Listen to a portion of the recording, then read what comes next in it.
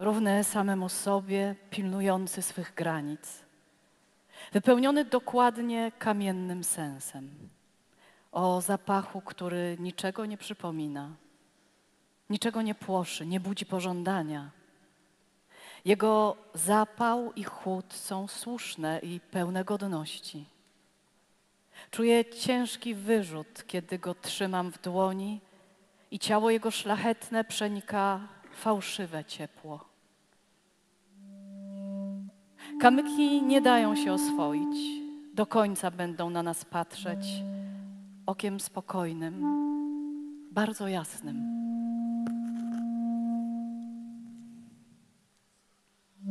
Gwóźdź w niebie. To był najpiękniejszy błękit mego życia. Suchy, twardy i tak czysty, że zapierało dech. Wychodziły z niego wolno ogromne anioły powietrza. Aż nagle zobaczyłem gwóźdź, zardzewiały, wybity ukosem w niebo. Starałem się o tym zapomnieć. Daremnie.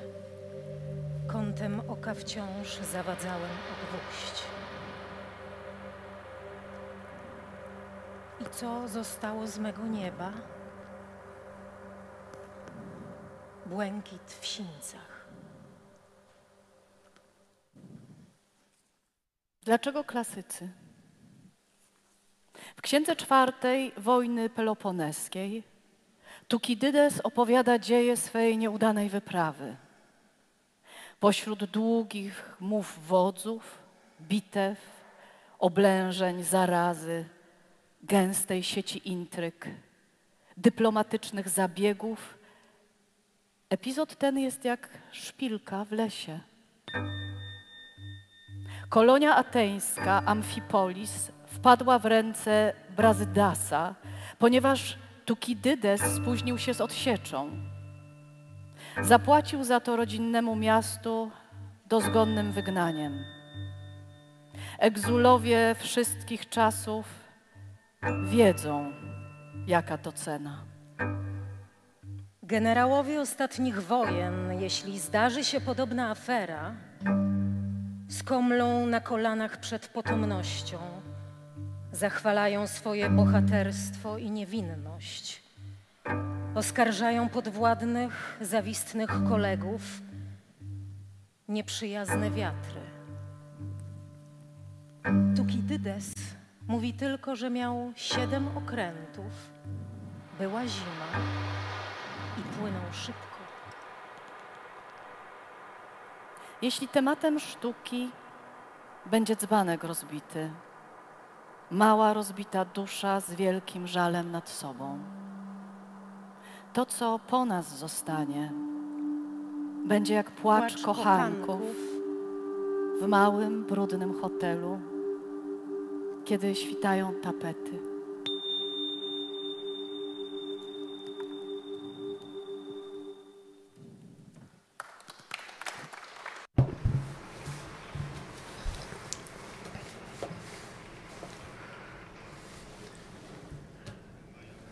That was Maja Ostaszewska and Magdalena Czerwińska reading 3 poems by Zbigniew Herbert, which were selected by Anne Carson.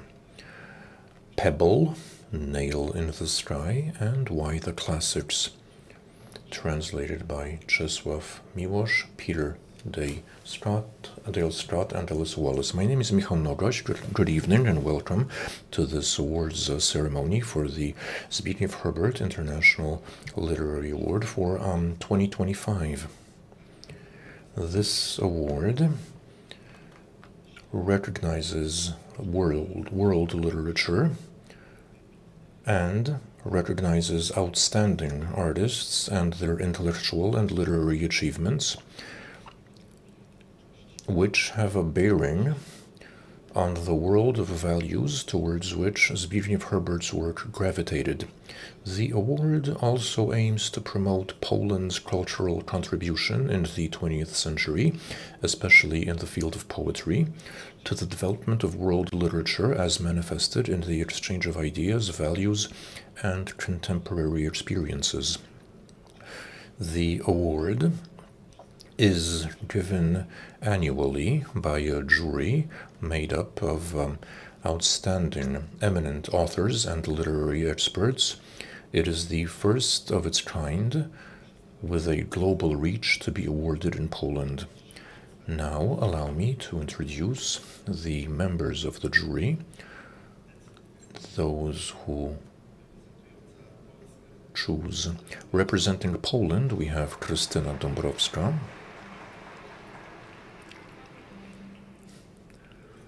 Representing Spain, and specifically Catalonia, Mercedes Monmany. Representing Slovenia, Aleš Steger. And let's give it up for two members of the jury who are not with us here tonight. From the United States of America, Edward Hirsch. And from Germany, Michael Kruger.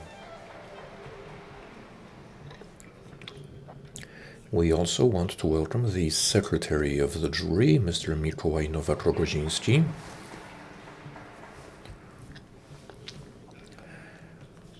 And during this awards ceremony, I would now like to invite our host, the director of the National Library, Mr. Tomasz Makowski.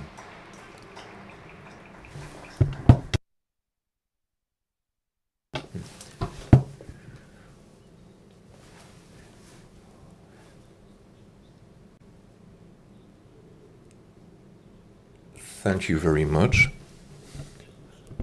I'm sorry I can't reach that high, but welcome to the National Library, to the newly opened Palace of the Commonwealth, in which we showcase the treasures, the most precious treasures of Polish history and the treasures of the Polish language, as well as 3 manuscripts by Zbigniew Herbert, and he is the poet best represented in the treasury of the National Library, the venue tonight. Ladies and gentlemen, the Zbigniew Herbert archive in 2006 was stored in the National Library. It is a safe place, a place which has resilience as part of its mission. That decision was made by Katarzyna Herbert. We want culture, especially written culture, to be independent, to be safe in the National Library. Anne Carson is among the greatest poets today, and it is an honor that she is joining us here in the Palace of the Commonwealth tonight. It is a pantheon of outstanding poets who have been selected by the jury, so I want to thank the jury. I want to thank all the laureates who lived up to this award, and I especially want to thank Maria Dzieduszycka, the president of the Zbigniew Herbert Foundation.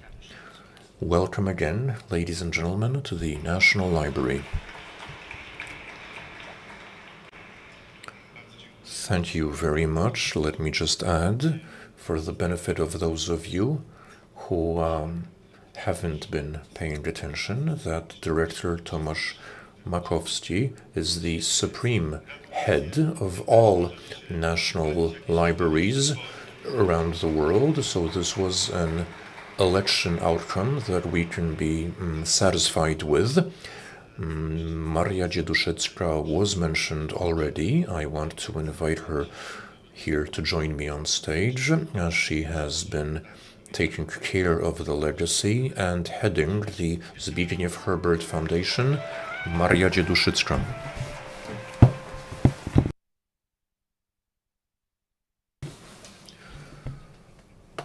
I'll try and cuddle up to the microphone. Ladies and gentlemen, welcome on behalf of our foundation to this 13th awards ceremony of the Zbigniew Herbert International Literary Award. This is a special occasion because for the first time it's being organized together with the National Library in the beautiful Palace of the Commonwealth, but this is the first time the award is being given after the passing away of Katarzyna Herbert, the poet's wife and the founder of our foundation. Katarzyna Herbert looked after her husband's legacy with wisdom and dedication. The award and the foundation are her brainchildren. She was guided by a sense of gratitude for poets, for work of poetry that she loved, that she considered to be the supreme expression of humanity. The foundation will carry on the work of Katarzyna Herbert, guided by the same belief. It is impossible briefly to describe the role and significance of Katarzyna Herbert in the life and work of her husband and Polish poetry more broadly. That is why, together with the National Library, we have decided to dedicate an evening to her person and activity, an evening which we traditionally organize here in the Palace of the Commonwealth on Herbert's birthday, October 29th. So make a note of the date and join us then.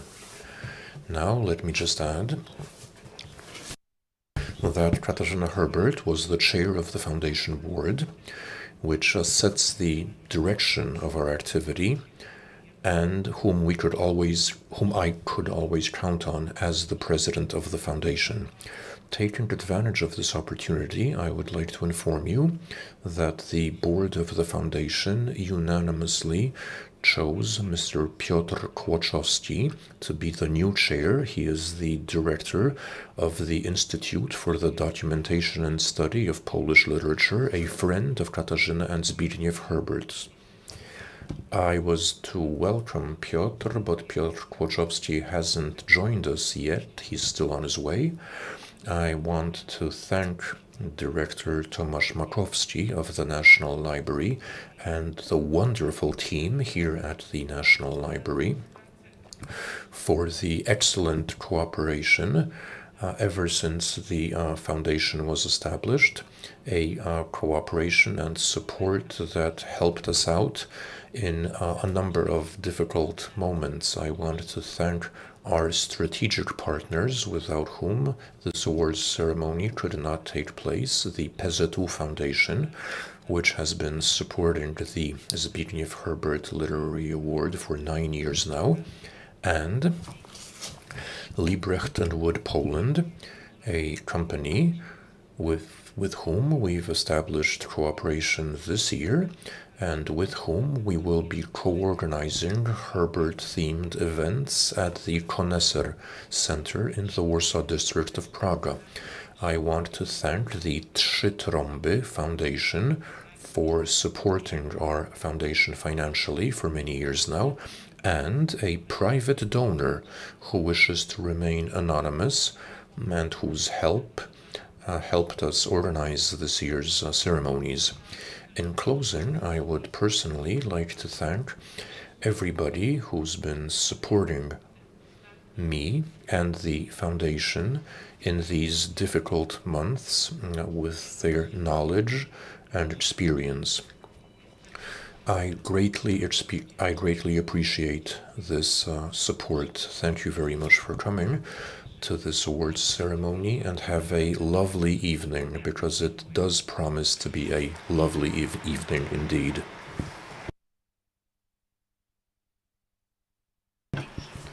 That was Maria Dzieduszycka. Thank you very much. Ladies and gentlemen, before we move on to the highlight of this evening, there is someone I wanted to mention because the work of this year's laureate would not have been possible without translators. I mean, it would have been possible, but still translators are important, and the language of laureates of awards like this, actually the work of poets has been translated by Olga Kubinska, Renata Lis, and Maciej Topolski. I see Maciej, he's in the blue shirt, so let's give it up for Anne Carson's translators.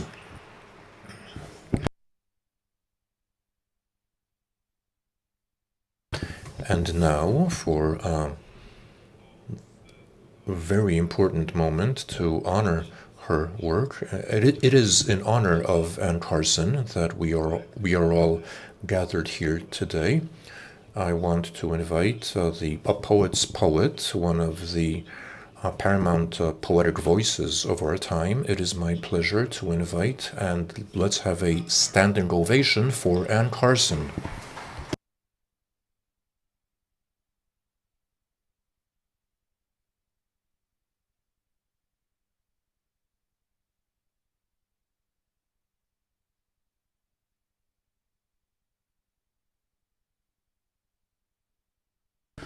And now's the time when you might need your headphones, because the laudation will be delivered in English, in flawless, immaculate English by Krystyna Dąbrowska.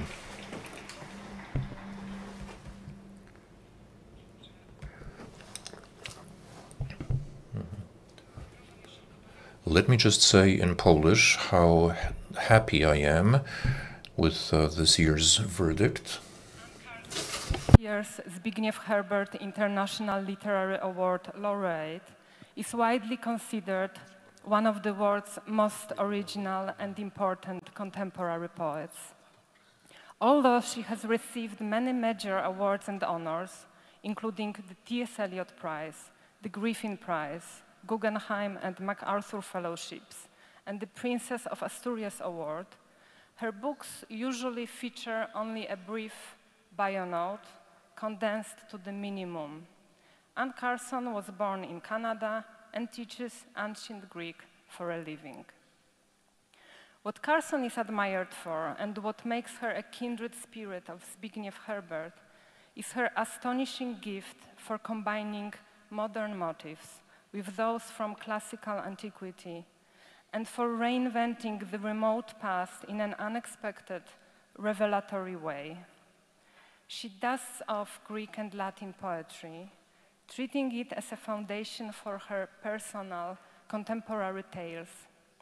In Autobiography of Red, probably her most famous book, which she called A Novel in Verse, her inspiration is Greek poet Stesikoros and surviving fragments of his long poem about the mythical Geryon, the red-winged monster killed by Heracles. Carson creates her own fascinating myth of the present-day Geryon, a sensitive gay boy and the main protagonist of the poetic story about the power of Eros, as well as devastating heartbreak and maturation of an artist. She is at once epic and lyrical, ironic and profoundly serious, both particular and universal. A true masterpiece in interweaving the classic with the modern, and for me, her most touching book is Nox, Nox meaning night in Latin, an elegy for the poet's brother Michael. The volume begins with and is centered on poem 101 by Catullus, whose speaker is also mourning his dead brother.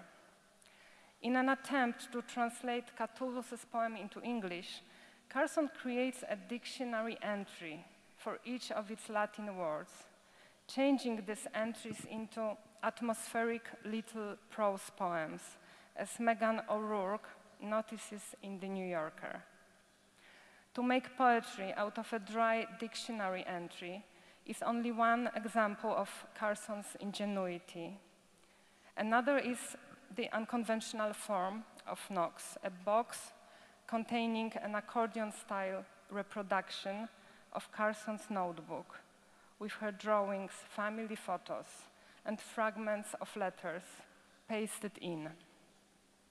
This art object has, according to O'Rourke, its deep meaning. A mourner is always searching for traces of the lost one, and traces of that scrapbook's physicality, bits of handwriting, stamps, stains, add testimonial force. This person existed. Carson enters into dialogue not only with the ancient authors, but also with poets and writers from many different periods. For example, with Emily Bronte in The Glass Essay, a deeply moving poem probing the relationship between mother and daughter. The poet makes space in her work for John Keats, Gertrude Stein, Franz Kafka, Elizabeth Bishop, and many, many others. It is not eclecticism for its own sake, but philosophical meditation through juxtaposing one's personal experience and intimate voice with diverse voices of predecessors. If Carson is autobiographical, her autobiography is mediated through great works of literature, and vice versa. Great literature in her poetry is always examined by and filtered through her protagonist's vulnerability. She explores the nature of time, history, love, desire, loss, relations of power between people, and she does it with intellectual subtlety, with unusual emotional directness, and very often with humor, which is a quite rare combination that provides protection against banality. Carson is also known for blurring boundaries between genres. She calls her long poems novels or essays, and indeed she incorporates elements of the essay, prose poetry, drama, and translation into lyrical diction, as in Decreation, poetry, essays, opera. What is more, she can turn her poems into dance, as in The Beauty of the Husband, a fictional essay in 29 tangos. By crossing genres and playing with our expectations, Carson doesn't leave the realm of poetry. On the contrary, she expands its limits or even makes it seem limitless. She's a poet of stunning imagination, giving me as a reader the feeling of utter freedom, of discovering new words. And as Michał Nogaś mentioned, we have now 4 books by Anne Carson in excellent Polish translations. The first one is Słodko-gorzki Eros, Eros the Bittersweet, translated by Renata Lis. Then Piękno męża, The Beauty of the Husband, translated by Olga Kubińska. Autobiografia Czerwonego, Autobiography of Red, translated by Maciej Topolski. Thank you. And Decreation, also in Topolski's translation. And I hope that this award will open the door wide for many more translations of your work. Thank you.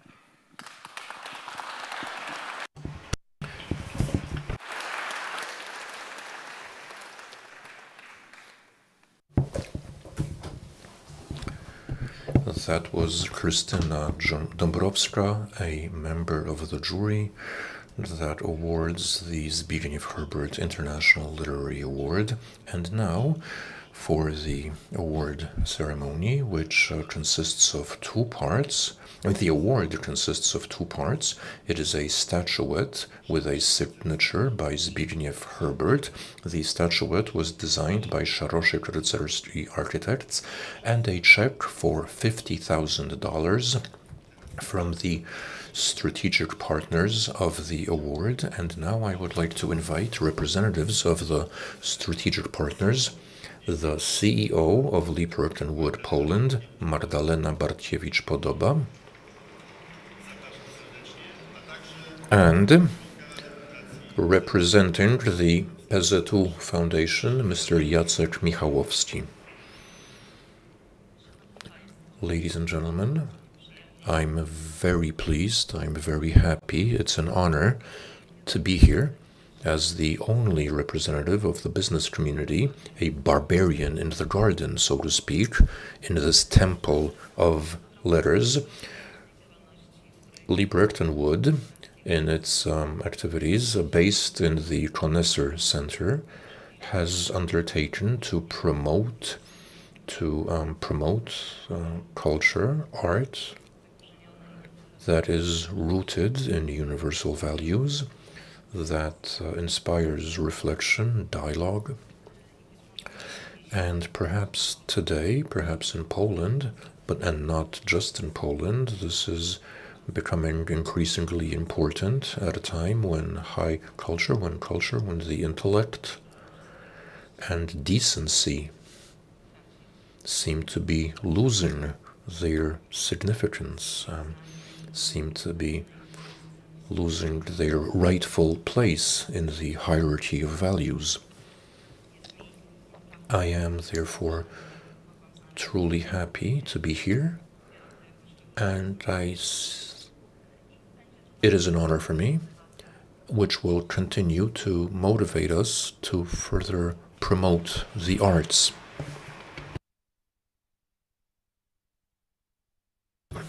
Ladies and gentlemen, I think it's all been said already. On behalf of the PZU Foundation, the board, the management board, and the entire group, I want to bow to Anne Carson, congratulate you on the award, congratulate the foundation on its choice. Thank you very much for everything you've written. Thanks to the foundation for choosing to give this award to Anne Carson. And one brief thought for my generation and for me personally, Zbigniew Herbert was the most important poet. I fell in love with Herbert when I was 17. It was my first poetic love, and I've remained faithful to it. I look around the room, I see gray heads, gray hair. I suppose all of us were infatuated with Herbert in high school, so I'm truly happy. I'm really grateful. There's a tear welling in my eye. Once again, thank you and congratulations.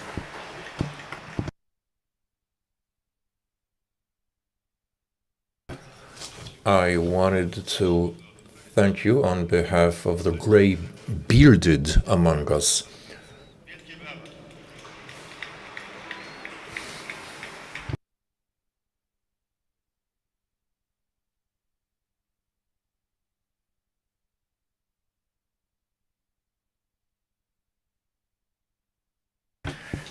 Thank you very much. And now for the next, another special moment, let's ask the laureate to deliver a lecture, and then let's hear some poems. My turn.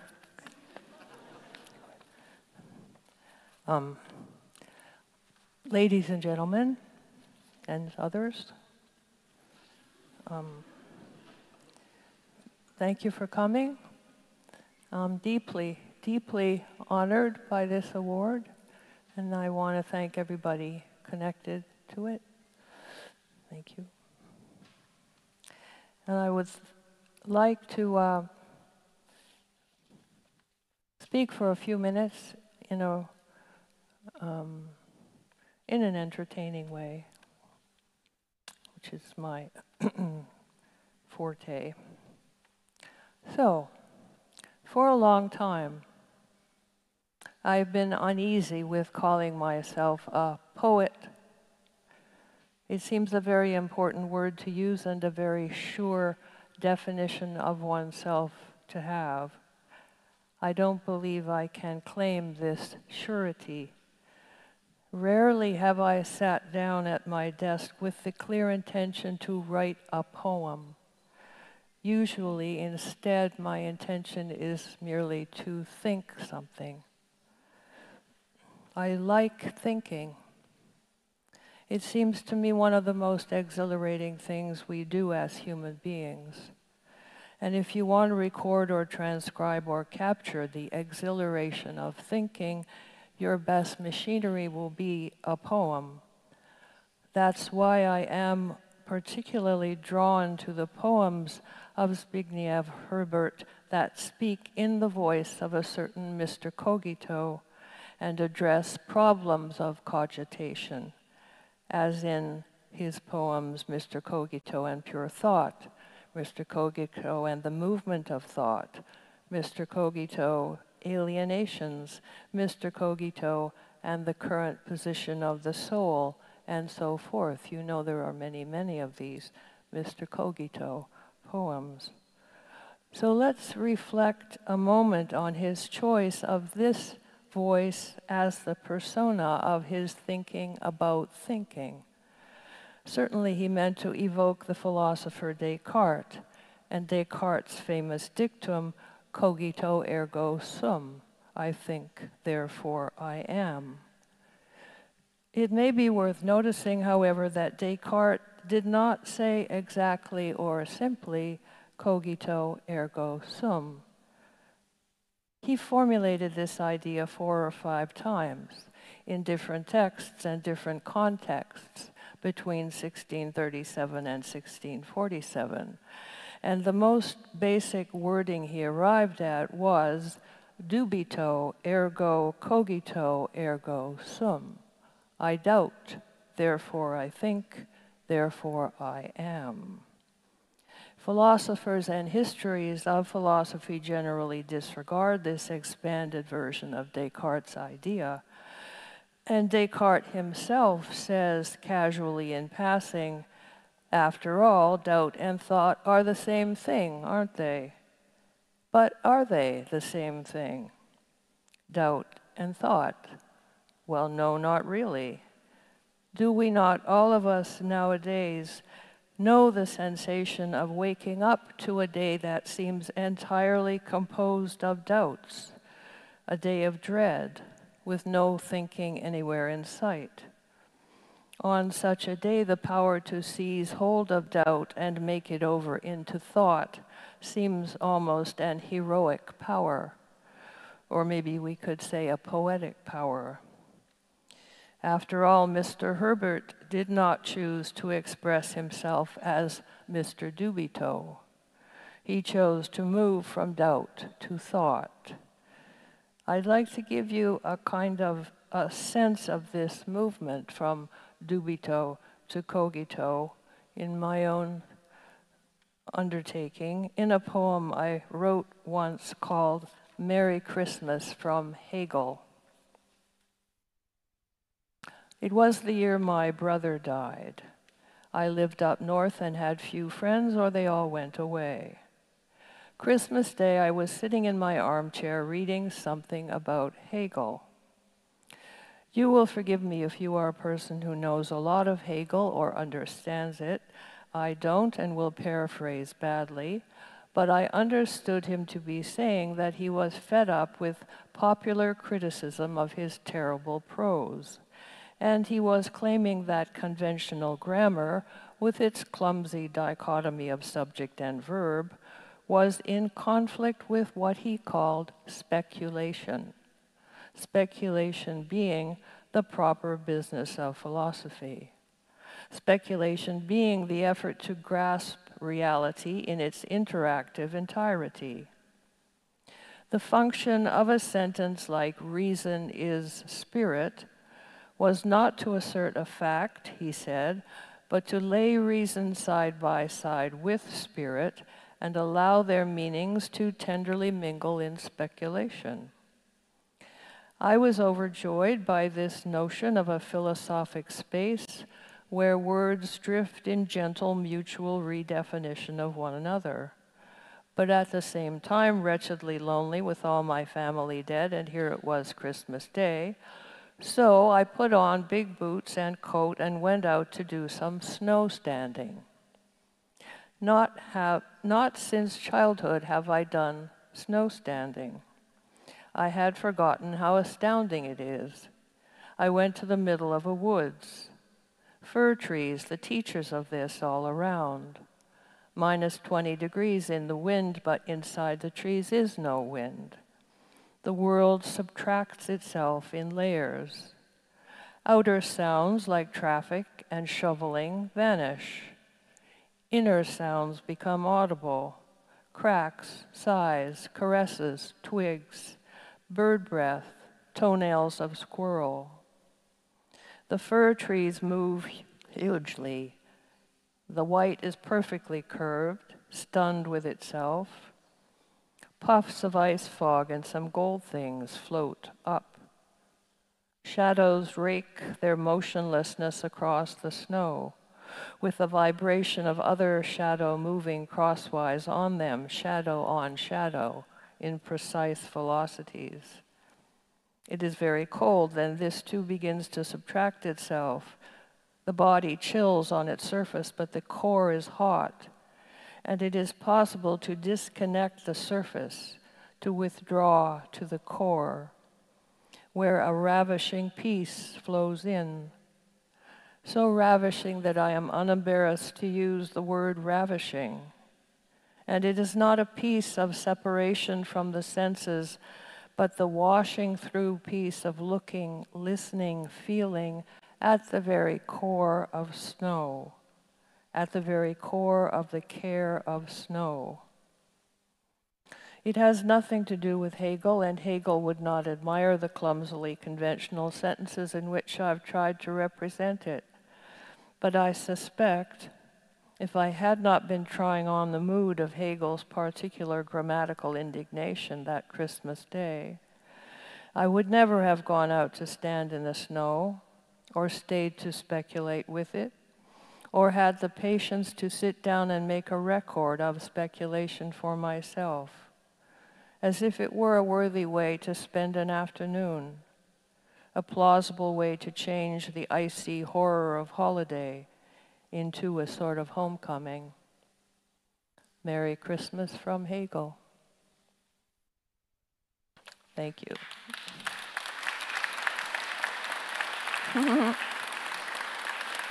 Thank you.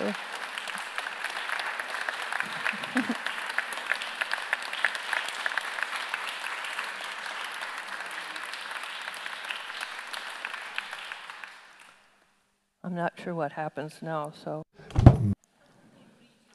Oh, I read something, sorry. Kind of lost track of this script there.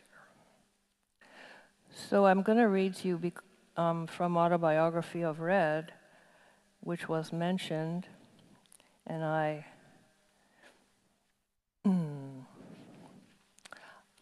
perhaps should explain, it was explained a little bit what the whole situation is with this book, but I'll kind of summarize. It's a myth of ancient Greek. Geryon was one of the casualties of the hero Heracles. He was in the myth, he was murdered by Heracles. In my book, he's not, but he is a red monster with wings. And I decided to think about this myth from the point of view of what it's like to be a red monster with wings if you're, say, 5 years old. So it begins with Geryon, the red monster, going to school for the first day. Chapter 1, Justice. Geryon learned about justice from his brother quite early. They used to go to school together. Geryon's brother was bigger and older. He walked in front, sometimes broke into a run or dropped on one knee to pick up a stone. Stones make my brother happy, thought Geryon, and he studied stones as he trotted along behind. So many different kinds of stones, the sober and the uncanny, lying side by side in the red dirt. To stop and imagine the life of each one. Now they were sailing through the air from a happy human arm. What a fate. Geryon hurried on. He arrived at the schoolyard. He was focusing hard on his feet and his steps. Children poured around him, and the intolerable red assault of grass and the smell of grass everywhere was pulling him towards it like a strong sea. He could feel his eyes leaning out of his skull on their little connectors. He had to make it to the door. He had to not lose track of his brother, these two things. School was a long brick building on a north-south axis. South, main door through which all boys and girls must enter. North, kindergarten, its large round windows gazing onto the backwoods and surrounded by a hedge. Between main door and kindergarten ran a corridor. To Geryon it was 100,000 miles of thunder tunnels and indoor neon sky slammed open by giants. Hand in hand on the first day of school, Geryon crossed this alien terrain with his mother. Then his brother performed the task day after day. But as September moved into October, an unrest was growing in Geryon's brother. Geryon had always been stupid, he thought, but nowadays the look in his eyes made a person feel strange. "Just take me once more, I'll get it this time," Geryon would say, his eyes terrible holes. "Stupid," said Geryon's brother, and left him. Geryon had no doubt stupid was correct, but when justice is done, the world drops away. He stood on his small red shadow and thought what to do next. Main door rose before him. Peering hard, Geryon made his way through the fires in his mind to the place where the map should be.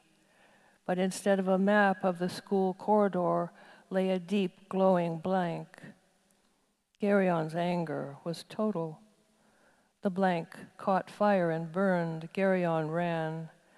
After that, Geryon went to school alone. He did not approach main door at all. Justice is pure.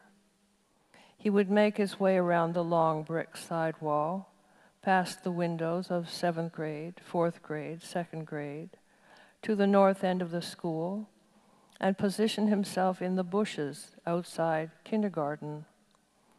There he would stand motionless until someone inside noticed and came out to show him the way.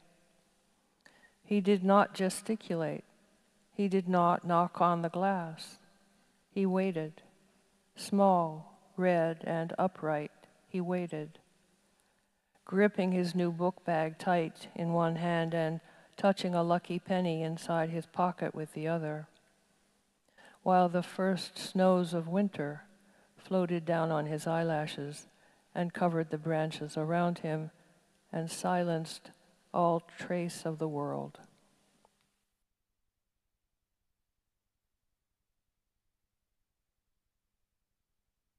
Chapter 5, Screen Door. His mother stood at the ironing board, lighting a cigarette and regarding Geryon. Outside, the dark pink air was already hot and alive with cries. "Time to go to school," she said for the third time. Her cool voice floated over a pile of fresh tea towels and across the shadowy kitchen to where Geryon stood at the screen door. He would remember when he was past 40, the dusty, almost medieval smell of the screen itself as it pressed its grid onto his face. She was behind him now. "This would be hard for you if you were weak, but you're not weak," she said, and she neatened his little red wings and pushed him out the door.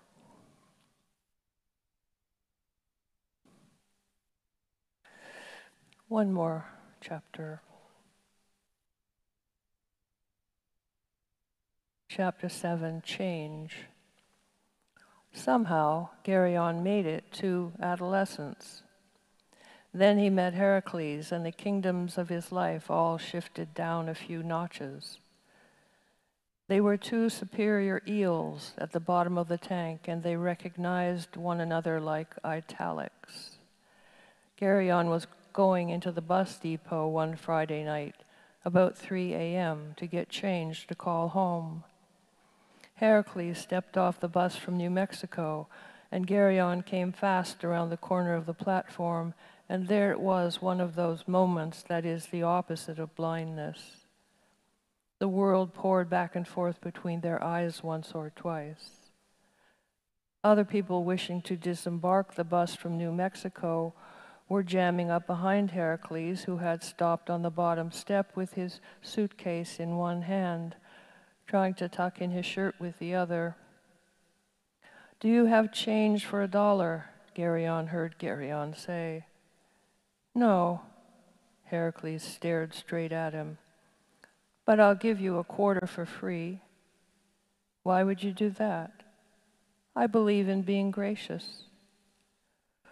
Some hours later, they were down at the railroad tracks, standing close together by the switch lights. The huge night moved overhead, scattering drops of itself. "Oh, you're cold," said Heracles suddenly. "Your hands are cold. Here." He put Geryon's hands inside his shirt. Thank you and good night.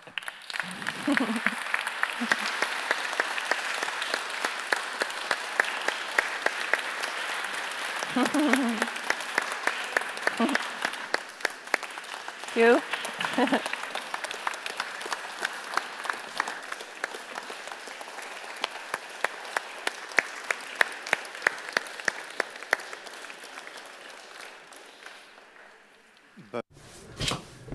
Thank you very much, and ladies and gentlemen, to conclude this special evening, we have two concerts, one longer, one shorter. A poetic concert will blend with a visual Carson. A selection of poems by Anne Carson will be read by Magdalena Czerwińska and Maja Ostaszewska. Music will be provided by Paweł Szamburski, and after the poetry will have the poet of animation, Mariusz Wilczyński. The music will be performed on cello by Marcel Markowski.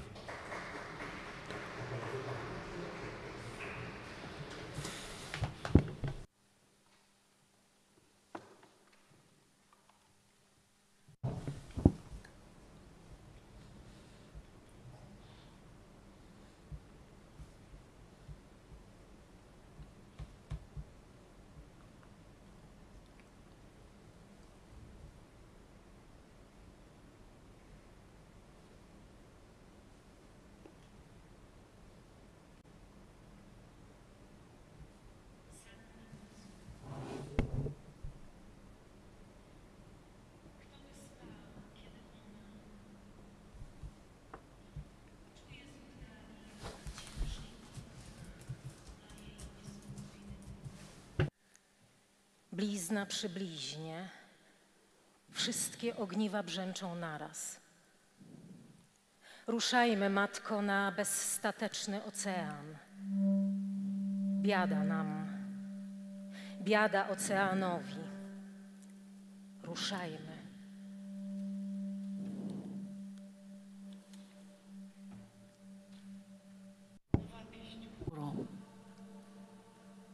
Miłość jest zawsze nowa. Miłość jest... The first poem was Sleep Chains. This is a new song by the chorus.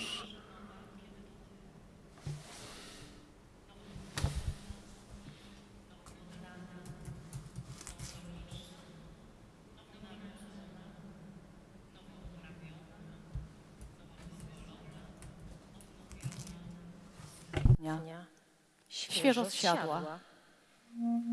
Miłość jest zawsze nowa, kiedy to ty. Kiedy to ty. Miłość jest zawsze nowa, kiedy to ty. Nowo wypolerowana, nowo umyta, Dopiero co opłakana, świeżo wystrzyżona, nowo przepiłowana, nowotworowa, właśnie przebyła. Zawsze nowa, kiedy to Ty, kiedy to Ty. Miłość jest zawsze nowa, kiedy to Ty. Młoda, młodzieńcza, wczesna, bezmyślna, dziwaczna. Rewolucja, newsy. Źle się dzieje. Gniazdo z pisklętami, do odchowania w gnieździe, sprzedawca piskląt. Miłość to zawsze Ty, kiedy jest nowa. Kiedy to Ty, kiedy jest nowa, kiedy jest nowa, kiedy to Ty. Miłość jest zawsze, kiedy to Ty. Nigdy wcześniej niedoświadczona, niespodziewana, nieprzewidziana, z pierwszych stron gazet, świeża, surowa, umorusana, ledwie nauczona, żółtko. Miłość jest zawsze, kiedy to Ty, to zawsze, zawsze, zawsze, zawsze, zawsze, zawsze, zawsze nowa.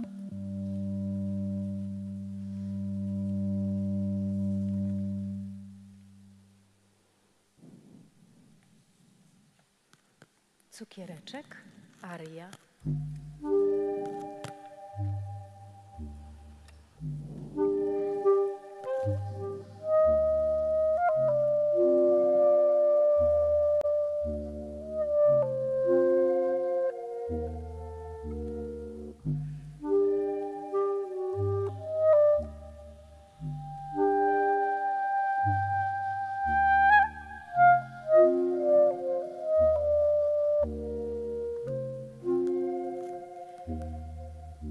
Zimą proste wieczorem, proste co godzinę, może nie do końca. Proste cukiereczku. Wpadł mi w ręce cukiereczek w hektycznym nocnym klubie. Cukiereczek, samo piękno, może nie do końca. Proste cukiereczku. Zimą proste wieczorem. Proste co godzinę. Może nie do końca. Proste Cukiereczku. Dobrze ci, cukiereczku? Opierasz się na kolanach? Może nie do końca. Proste cukiereczku. Cukiereczek jakiś nie swój, czy tylko nieufny. Nie za często, proszę. Może nie do końca. Proste cukiereczku. Ty zasmucona, wypalona, posępna. Może nie do końca.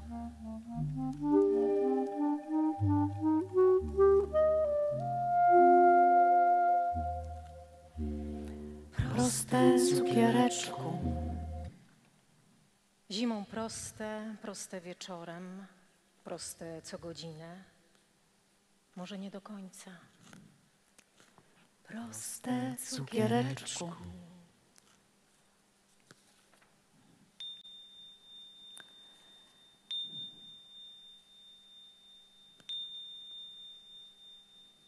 Ostatnie czeresieńki. Aria. Czy szukanie cierpienia jest dozwolone? Nie, nie jest. Cierpienie definiuje konieczność. Bałam się, że mnie to nie spotka. Już jako dziecko bałam się porażki, nie w życiu, tylko w śmierci. Kupiłam więc hełm i całun i czekałam na wezwanie. Najbardziej obawiam się tego ich stepowania. Podejdźcie no, czeresieńki, chodźcie bliżej, chodźcie z drżeniem, chodźcie drażniąc świętą, chodźcie czeresieńki, no dalej, znajdziemy twoją słabość. Na kamienie sypie się pszenica. Ciało i krew są o mnie zazdrosne. Ale mleko jest dla dzieci. Zanieś mleko dzieciom. Zabierz jedzenie, nie uniosę łyżki. Muszę dokończyć list do rodziców, opisać, jak kwitną kwiaty tutaj. W Londynie sama radość, samo szczęście. Szczęście niezmącone. Muszę też dopytać kapelana wolnej Francji, czy mimo, że podejdźcie no, czeresieńki, chodźcie bliżej, chodźcie z drżeniem, chodźcie drażnić świętą, chodźcie czeresieńki, no dalej, znajdziemy twoją słabość. Nigdy nie wnioskowałam i nie wnioskuję o udzielenie chrztu. To czy gdybym taki wniosek złożyła, zostałby rozpatrzony pozytywnie czy negatywnie? Potrzeba wiedzy nie jest potrzebą abstrakcyjną. Bóg może i jest ukryty, ale prawda nie. Nie uznaje zwierzchnictwa żadnej osoby czy ziemskiej instytucji nad poczynaniami rozumu lub odkryciami dokonanymi za sprawą miłości. Tak, możesz mnie pobłogosławić, ale zabieraj ode mnie tę wodę. Podejdźcie no, czeresieńki, chodźcie bliżej, chodźcie z drżeniem, chodźcie drażnić świętą, chodźcie czeresieńki, no dalej, znajdziemy twoją słabość. Może zjadłabym parę czereśni, na nic innego nie mam ochoty. W sanatorium codziennie uczę się sanskrytu. Zasmucił mnie jednak ten widok za oknem, tylko kamienie. Więc położyłam się i to nie był najlepszy pomysł. Położyłam się w letę. Podejdźcie no, czeresieńki. Chodźcie bliżej. Chodźcie z drżeniem. Chodźcie drażnić świętą. Chodźcie, czeresieńki. Chodźcie.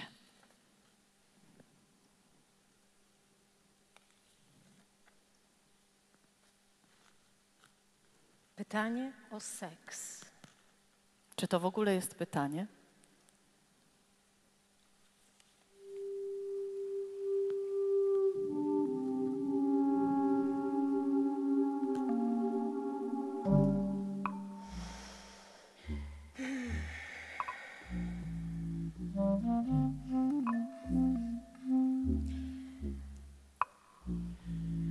Lepiej pójdę do domu. Okej. I wciąż siedzieli. Zaparkowali przy wjeździe na autostradę. Zapach zimnej nocy właził przez szyby. Księżyc w nowiu, białe niby żebro, płynął po skraju nieba. Tak sobie myślę, że nigdy nie będę zaspokojony, powiedział Herakles. Gerion poczuł, jak nerwy występują mu na wierzch. Zaspokojony? Co przez to rozumiesz? Po prostu zaspokojony, nie wiem. Z daleka od strony autostrady dobiegł dźwięk haczyków wędkarskich, drapiących o dno świata. No wiesz, zaspokojony. Gerion myślał z trudem. Zawirował w nim płomień. Ostrożnie obierał drogę prowadzącą do pytania o seks. Dlaczego to jest w ogóle pytanie? Rozumiał, że ludzie potrzebują, żeby ktoś się nimi interesował. Ale czy naprawdę jest ważne, w jaki sposób to wyrażają? Miał 14 lat. Seks pozwala poznać drugą osobę, powiedział Herakles. Miał 16 lat. Bezładne, gorące resztki pytania wypełzały z pęknięć na czole Geriona. Walczył z tym, aż wyrwał się z niego nerwowy śmiech. Herakles rzucił mu spojrzenie. Zapadła cisza.